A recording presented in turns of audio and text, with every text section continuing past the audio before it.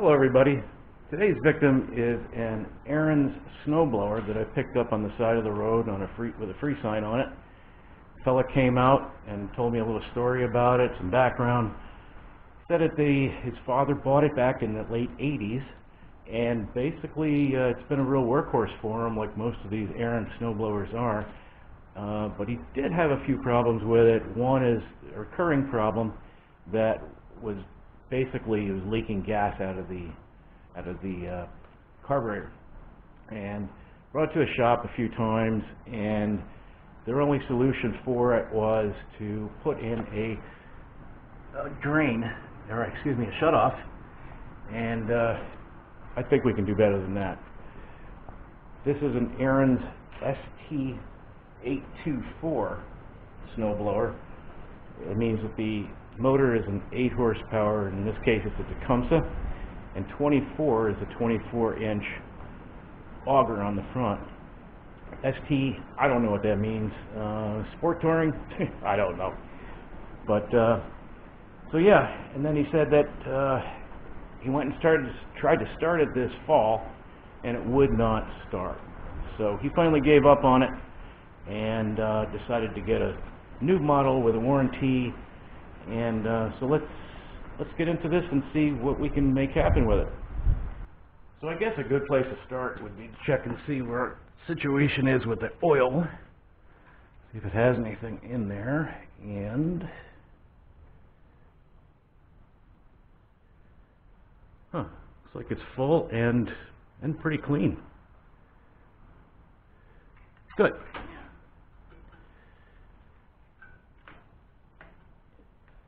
And then what we should do is, yes, we should check for spark.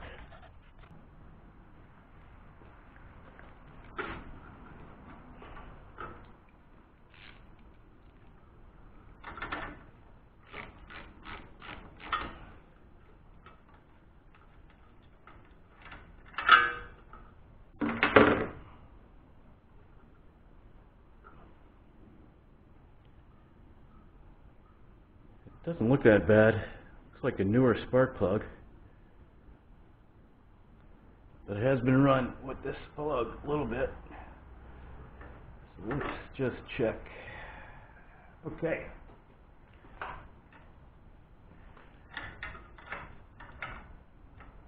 Okay, we're going to look right there.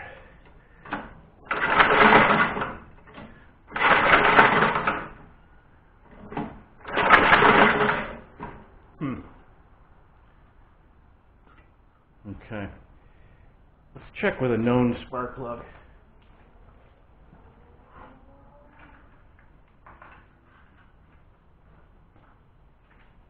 Okay, we've got a brand new plug here that I know works. Well, I'm hoping it'll work.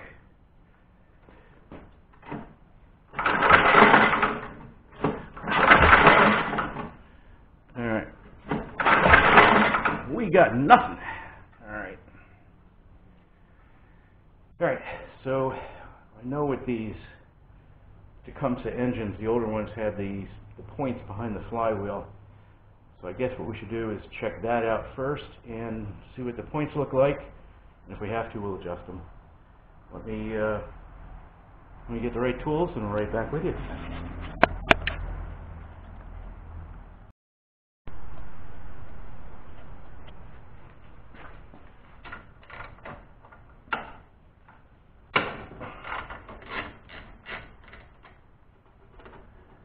This could be an issue. That's part of the head bolts. This one's a head bolt, I'm pretty sure. So I can see the fins underneath it. Okay, we'll get the one on the other side.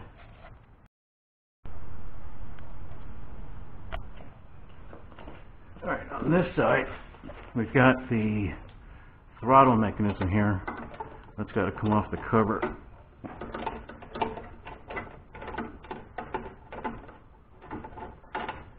Just two bolts, or yeah, two little nuts holding this in.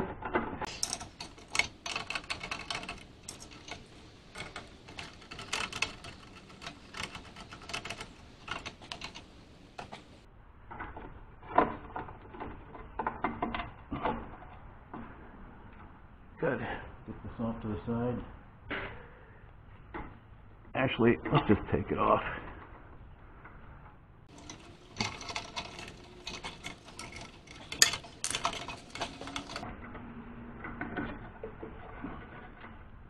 There we go.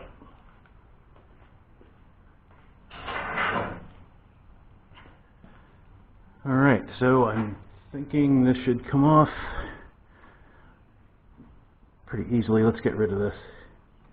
This is the primer line and the primer bulb here. This will come off, should come off with a little fiddling. Unless, of course, we forgot one, which we did.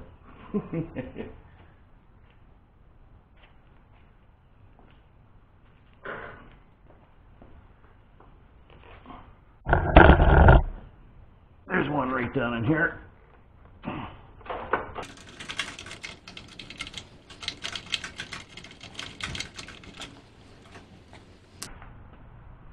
Now this should come off. It'll clear this housing here.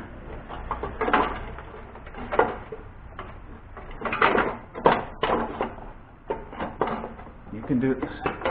Come on. There we go. All right.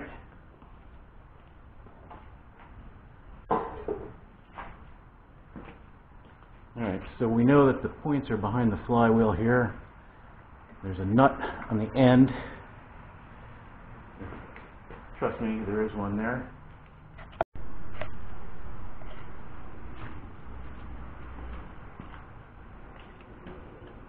All right.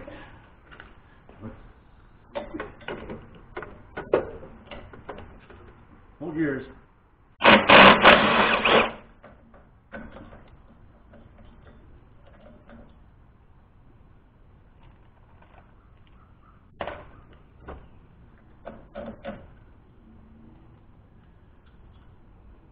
Alright, little screen and washer here.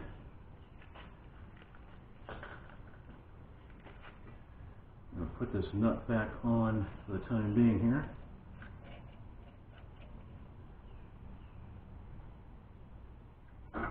Alright, so the way I'm going to do this is we got the nut on the end here so it doesn't gall up the threads.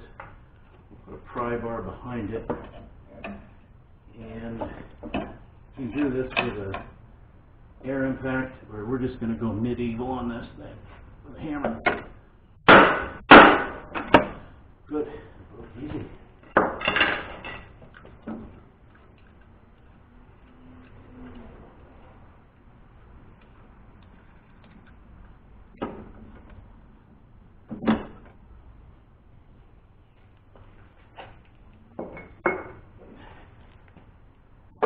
Alright, so in here, you can see that is the cover for the points.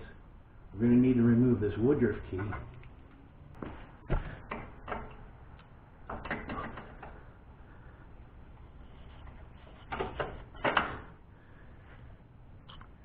That's all that is. That just indexes the flywheel with the crankshaft. Make sure we don't lose that guy.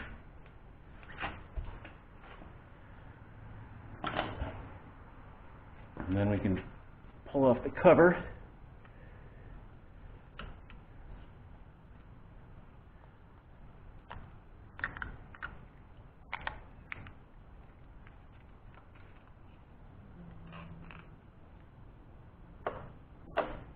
Good. Now we can access the points.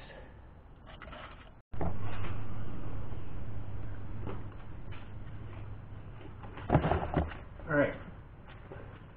So this cover here is showing what the points should be. I don't know if you could tell that.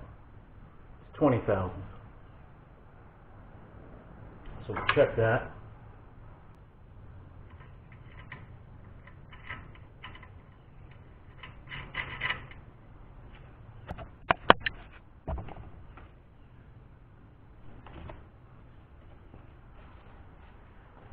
In order to do that, we need to find where the points are right here.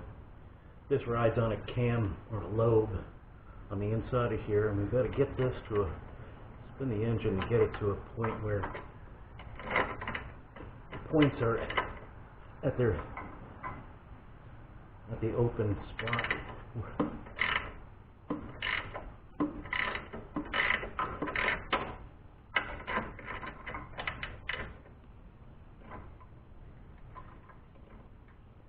You probably can't see, but on Tecumseh engine, there's a mark right on the lobe here that shows you where that spot would be at full open. Just take a look at them and see. Yeah, they're a little corroded. So what we're going to do is my wife graciously but unknowingly donated an emery board here. You can just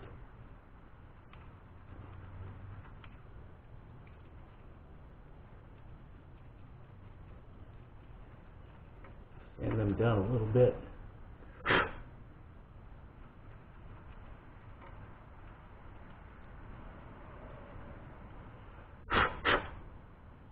Doesn't look too bad. Get a feeler gauge in there and see where we stand.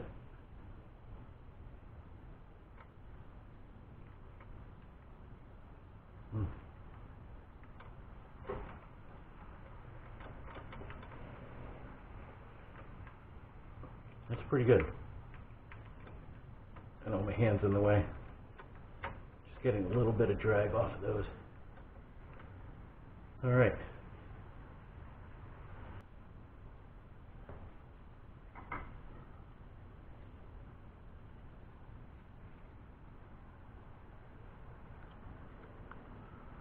We'll put this dust cover back on. This just snaps on. Keeps that somewhat weather tight. Put the Woodruff key back in.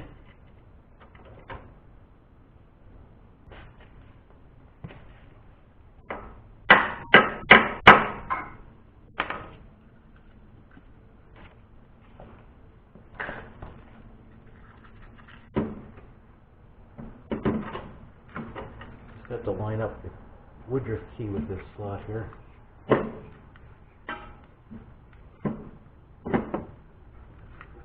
That's that. We'll get our cover.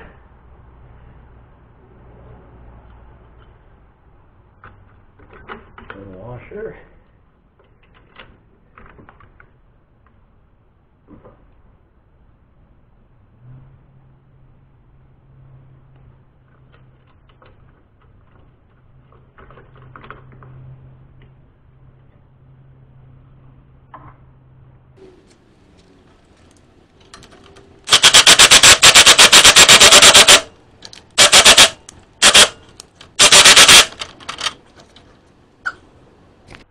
Alright, good.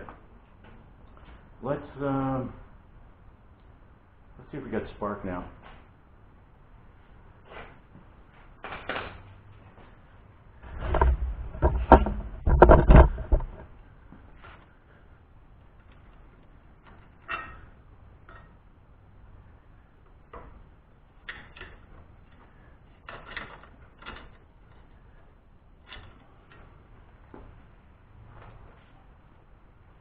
Alright. Hopefully you can see that. We're looking right there.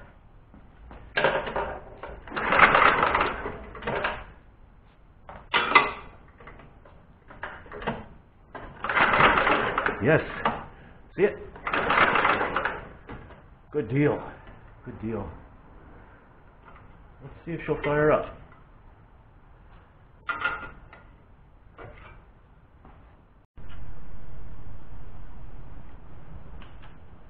Okay, we're just going to give it some, this is regular gas.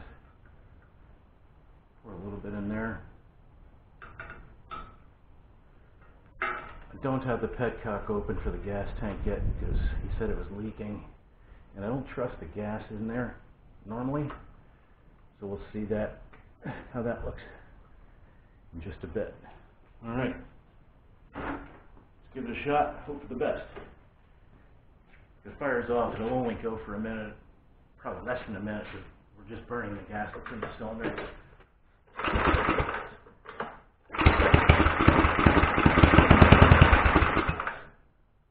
All right, that's a good sign. I say we do some more. At least we're getting spark.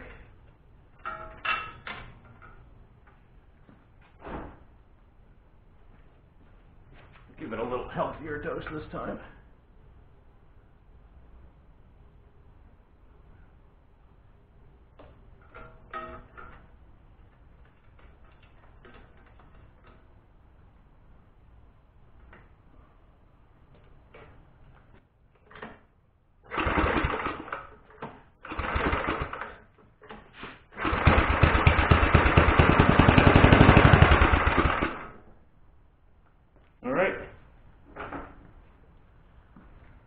Alright, that's good. Let's switch over to the gas problem, or the carb problem, and see what we got to do there. Alright, I'm going to turn the headcock on for the gas. You can tell where it's coming out of.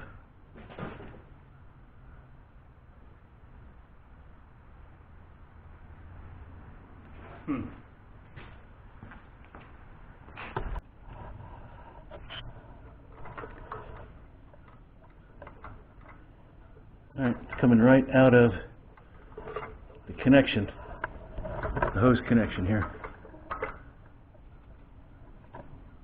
Okay. Alright, we're going to have to replace that hose, I guess. Let's get to it.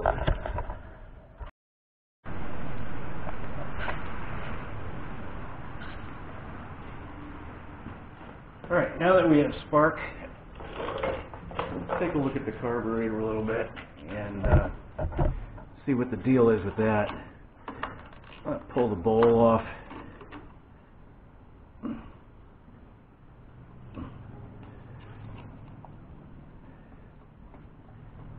I don't trust this gas.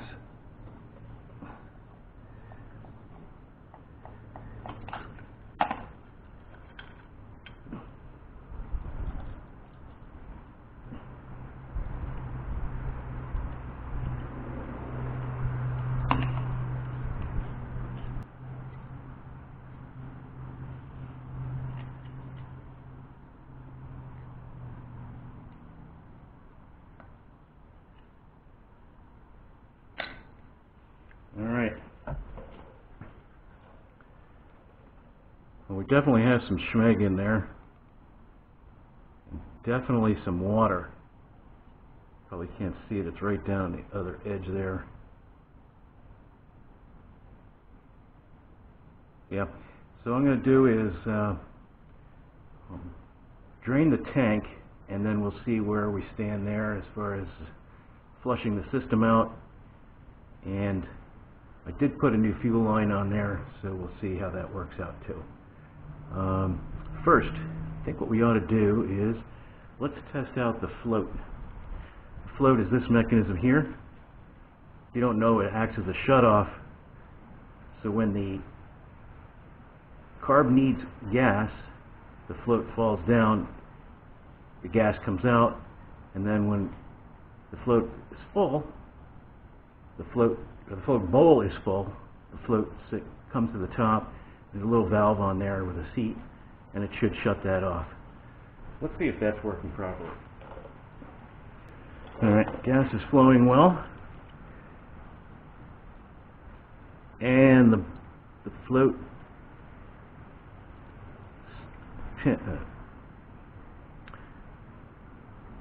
needle and seat seem to be operating as designed. It's shutting it off. Good. I don't think we have a problem with that right now. We will get into the carburetor if we have to, but for right now, we put the bowl back on, and we'll see what we can do.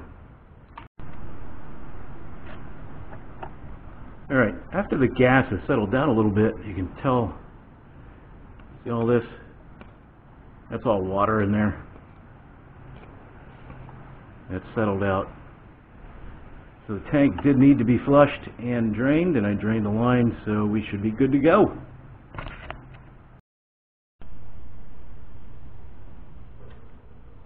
Okay, so the first thing we're going to do is, I know you can't see it from your perspective right there, but there's a really teeny little hole right above this little circle here that needs to be cleaned. I'm not sure what it does, but it needs to be cleaned.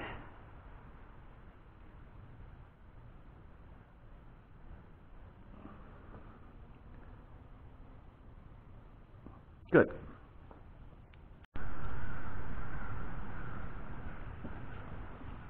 And for extra good measure, what we're going to do is blow some carb cleaner in there. We might end up taking this whole thing off anyway, but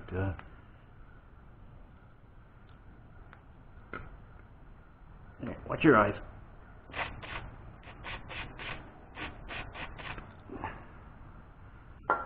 All right, good. Hey, it's Mika the mechanic. Did you come in to inspect the work? Yeah? Did you come in to inspect? All right. All right. So let's see how it runs.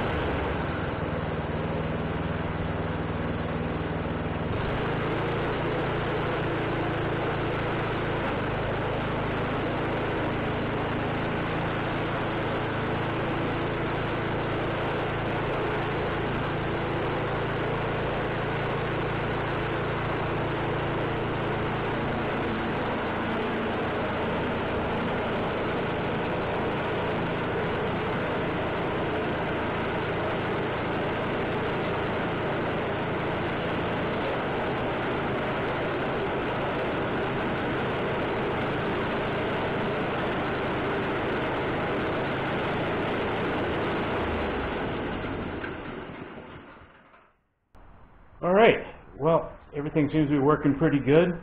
All we got to do is arrange a spa date with the pressure washer, and this Ariens ST824 snowblower is good to go, and all we have to do is find somebody to donate it to, and we'll get on to the next project. Thanks for watching.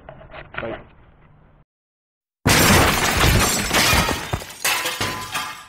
Ouch! Damn it!